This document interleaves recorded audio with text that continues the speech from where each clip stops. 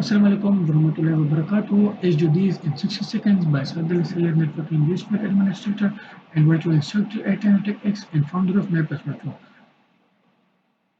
HDDs stands for hard disk drives.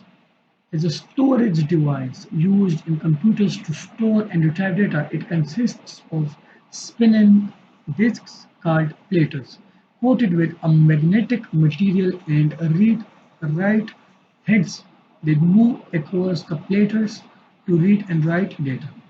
HDDs provide large storage capacities at affordable prices, but they are slower compared to SSDs.